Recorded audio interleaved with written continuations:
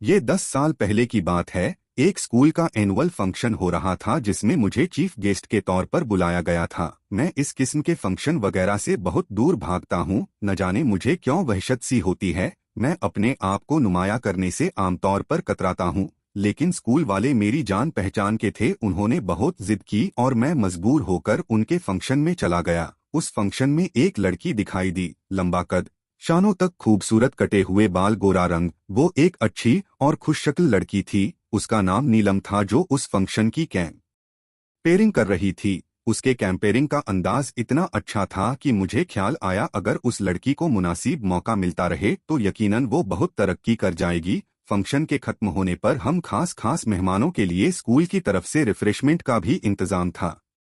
उस वक्त नीलम से कुछ बातें हुई। बातों से ये पता लगा कि वो एक सीधी साधी लड़की है। उसे कैंपेयरिंग का शौक है। स्कूल वालों ने इसलिए बुलाया था कि वो इसी स्कूल से मैट्रिक कर चुकी थी। वो मेरी नीलम से पहली मुलाकात थी। उसके बाद भी उससे मुलाकातें होती रहीं। उसने मुझे अपना फ़ोन नंबर भी दे दिया था। ये मुलाकातें बगैर किसी सबक के हुआ करती थी, यानी हमारे दरमियान ऐसा कोई ताल्लुक नहीं था, बस जान पहचान थी। उसकी बातें मासूम हुआ करती थी, जिन्हें सुनकर अच्छा लगता था और ये एहसास होता था कि उस लड़की ने अभी इस माहौल को करीब से नहीं देखा था। वो नहीं जानती कि यहाँ के लोग कैसे हैं, जो जरा सी देर में किसी की भी मासूमियत को तबाह कर सकते हैं। मैं यहाँ अपने बारे में ये भी बता दूं कि मुझे डिप्रेशन का दौरा पड़ता रहता है। न जाने क्यों मैं बैठे बैठे अचानक उदास हो जाता हूँ। मेरी आमदनी का वाहिद जरिया मेरा लिखना लिखाना है। मैं लिखना भी छोड़ देता हूँ, बस पूरे वजूद में एक बेनाम सी उदासी छा जाती है। दिल पर एक बोझ सा महसूस होता है। दिल चाहता है कि कहीं जाकर रो लूं। इस कैफियत में टहलता रहता हूँ, सोचता रहता हूँ। किसी के अगर साथ भी होता हूँ तो उसको भी मेरी इस हालत का अंदाजा हो जाता है। एक दो बार नीलम के साथ चलते हुए भी ऐसा हुआ। बैठे बैठे खो गया, सोचने लगा। उस वक्त नीलम खुद भी बेचैन हो जाया करती। वो मुझसे पूछती, क्या बात है सर, खैरियत तो है? आप चुप क्यों हो गए? वो मुझे सर कहा करती थी। फिर वो मुझे समझाने लगती, देखिए सर, ये जो परेशानियां हैं न, ये जिंदगी के साथ लगी रहती हैं। आप इनका कुछ नहीं बिगाड़ सकते। सिर्फ एक काम हो सकता है कि आप इन पर ध्यान ही ना दें। हम में से हर शख्स के साथ उलझन है, आपके साथ भी होगी। इसलिए जो कुछ भी हो रहा है उसको नॉर्मल अंदाज से लीजिए। उसकी इन बातों से अंदाजा होता था कि वो अपने सीने में एक मोहब्बत करने वाला दिल रखती है, हमदर्दी करना जानती है। एक बार ऐसा हुआ कि मैंने उसे एक ड्रामे में चांस दिला दिया। हालांकि उसकी ख्वाहिश नहीं थी, बल्कि वो ये सोच सोच कर हलकान हुई जा रही थी कि वो किस तरह अदाकारी कर सकेगी। मैंने उसका हौसला बढ़ाया, उसे हिम्मत दिलाई, तब जाकर वो काम करने पर राजी हो सकी थी। वो एक प्राइवेट ड्रामा था जिसकी रिकॉर्डिंग एक बंगले में हो रही थी। मैं नीलम और दूसरे फनकारों को ड्राइंग रूम में छोड़कर बाहर लॉन में आकर बैठ गया। कुछ ही देर हुई थी कि नीलम भी तेजी से बाहर आई और मेरे करीब आकर बैठ गई। मैंने पूछा, क्या बात है नीलम, तुम्हारा सीन हो गया? उसने बताया, नहीं सर, सीन तो नहीं हुआ, लेकिन मैं ये काम नहीं कर सकती। सब लोग मुझे घूर घूर कर देखते हैं।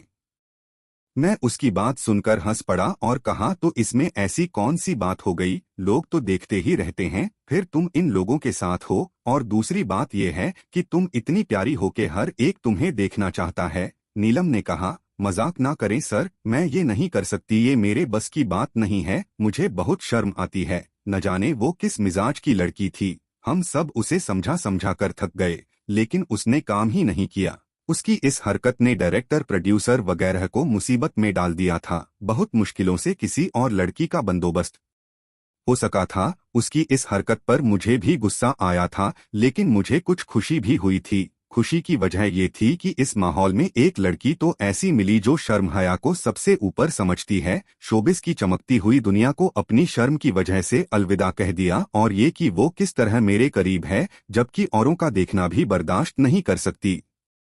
एक बार वो जिद करके मुझे अपने घर ले गई। मैं उसकी जिद पर उसके घर चला गया। उसके घर जाकर मुझे हैरत और खुशी हुई थी। वो बहुत सीधे साधे लोग थे, बहुत अच्छा घराना था उसका। माँ बाप भी बहुत माकूल थे। वहाँ जाकर उन लोगों से बातें करके बहुत इत्मीनान हासिल हुआ था। एक बार मुझे नीलम के साथ कहीं जाने का इत्तेफाक हुआ। मुझे लाइब्रेरी से कुछ किताबें लेना थी। मैं नीलम को भी अपने साथ ले गया था। हम लाइब्रेरी में 1 घंटे तक रहे थे। वहां से वापसी पर हमने एक छोटे से होटल में खाना खाया होटल से बाहर निकले थे कि एक बहुत पुराने दोस्त से मुलाकात हो गई। हम दोनों बहुत दिनों के बाद मिले थे, इसीलिए वही खड़े होकर बातें करते रहे। नीलम उस दौरान में खामोश रही थी। फिर उस दोस्त ने कहा, क्यों न हम फ्लैट में चलकर बातें करते हैं, यहाँ गर्मी में इस तरह खड़े रहना अच्छा नहीं लग रहा। यहाँ पर करीब ही में मैंने फ्लैट लिया है, आप लोग कुछ देर आराम करके चले जाइएगा।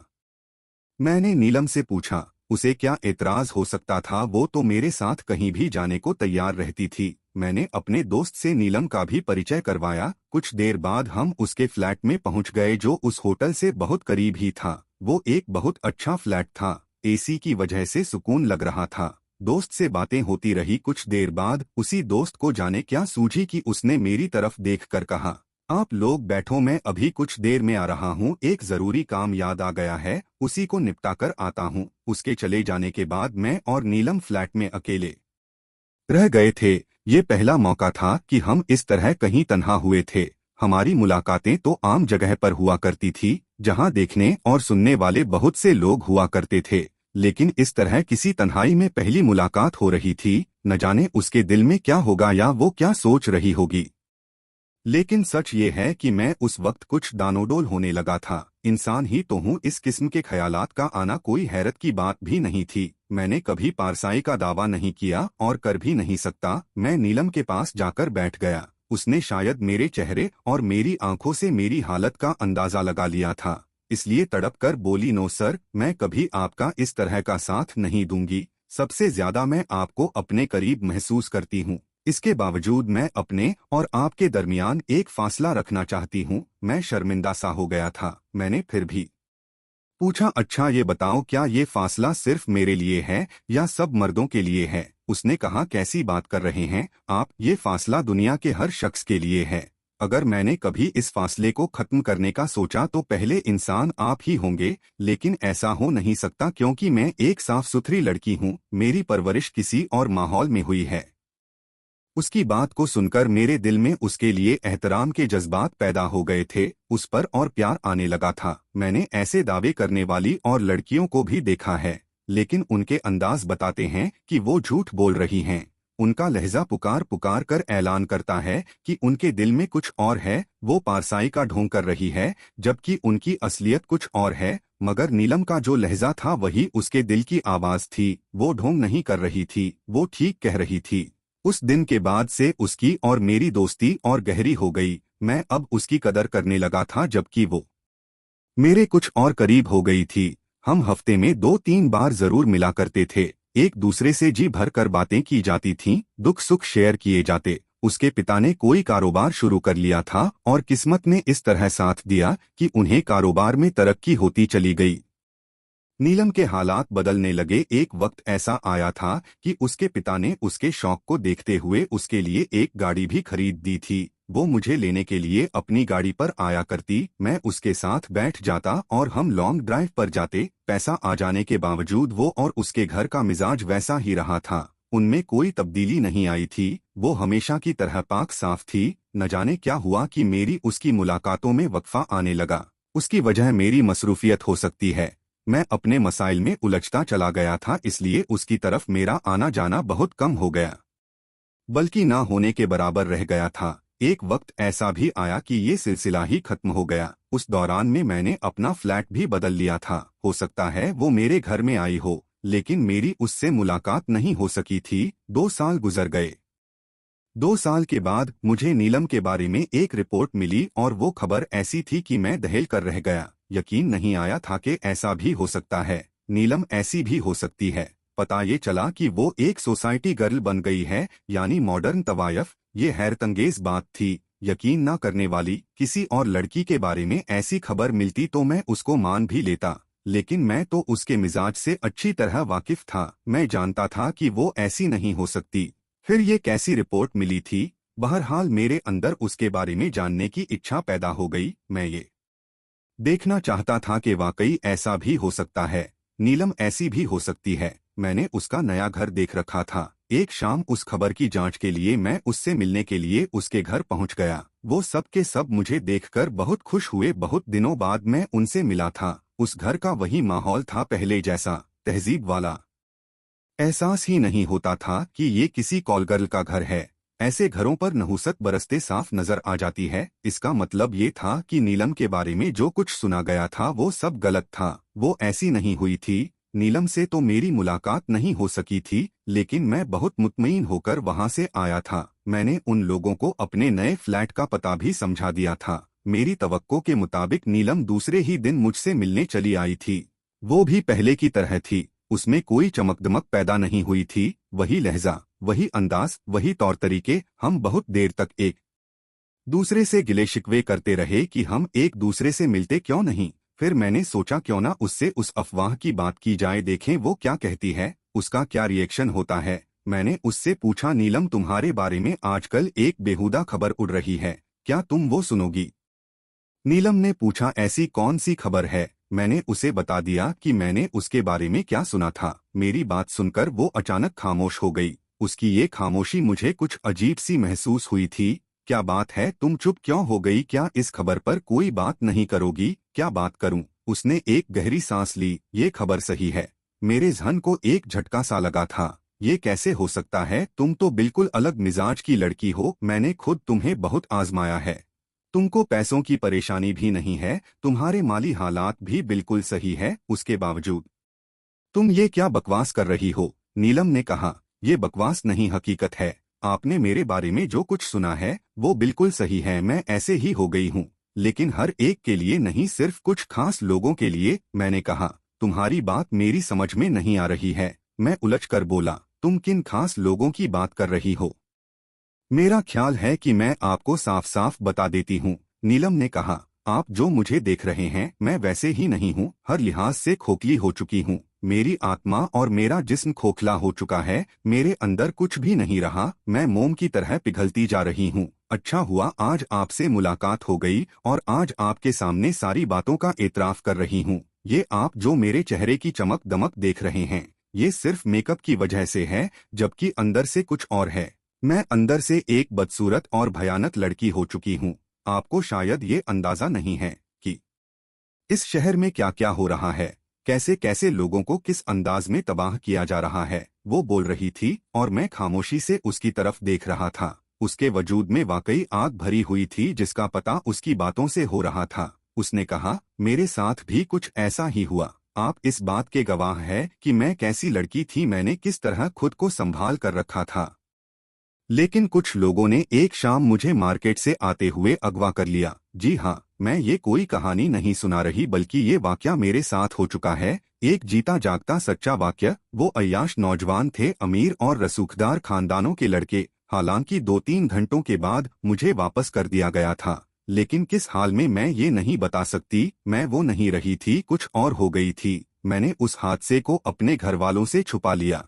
दिल के अंदर एक आग लगी हुई थी जो आज तक बरकरार है। ये अय्याश नौजवान आपको हर बड़े घर में दिखाई दे जाएंगे।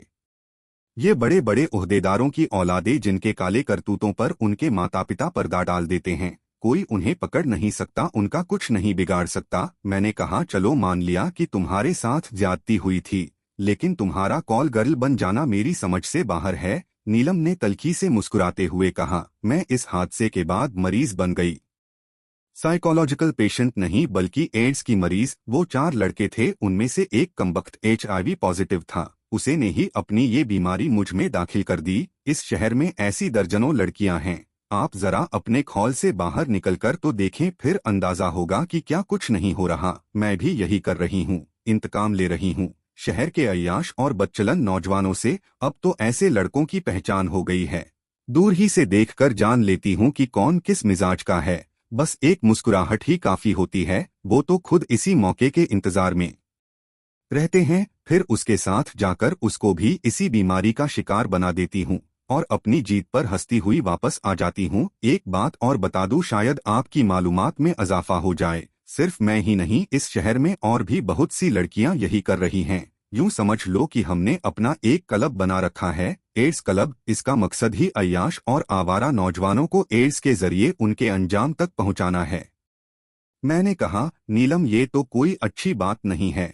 तुम लोग तो इस तरह पूरे समाज को तबाह कर रहे हो। वो बोली, कौन सा समाज? आवारा और बदमाश नौजवानों का समाज। अगर आप इसी को अपना समाज समझते हैं तो तबाह हो जाने दीजिए ऐसे नौजवानों को, और मैं आपको यकीन दिलाती हूँ कि ऐसे नौजवानों के ठिकाने लग जाने के बाद जो लोग बाकी बचेंगे वही खरे, सच्चे और असल लोग होंगे। उन्हीं लोगों के जरिए आपका समाज तरक्की करेगा। समाज को तरक्की देना उन आवारा लोगों के बस का रोग नहीं है। नीलम से वो मेरी आखिरी मुलाकात थी। उसके बाद उससे मैं कभी नहीं मिला। एक बार मैंने उसके घर फोन किया तो पता चला कि वो अस्पताल में है। यकीनन उसी बीमारी ने उसको अंजाम तक पहुंचा दिया होगा। वो एक आवारा और वहशी लड़की हो चुकी थी, लेकिन उसे इस हाल में पहुंचाने वाले कौन थे मुझे नहीं मालूम कि नीलम ने उन लोगों से भी इंतकाम लिया या नहीं। लेकिन मैं कभी जब ऐसे नौजवानों को देखता हूँ जिनकी आंखों में किसी लड़की को देखकर हवस नाचने लगती है, तो यही सोचता हूँ कि इन नौजवानों को किसी नीलम ही की जरूरत है ताकि वो इन्हें अंजाम तक पहुंचा सके। ये कितने दुख और अफसोस की बात है कि अब इस समाज को बुरे लोगों से पाक करने के लिए हम इस किस्म के घिनौने और भयानक सहारे तलाश कर रहे हैं।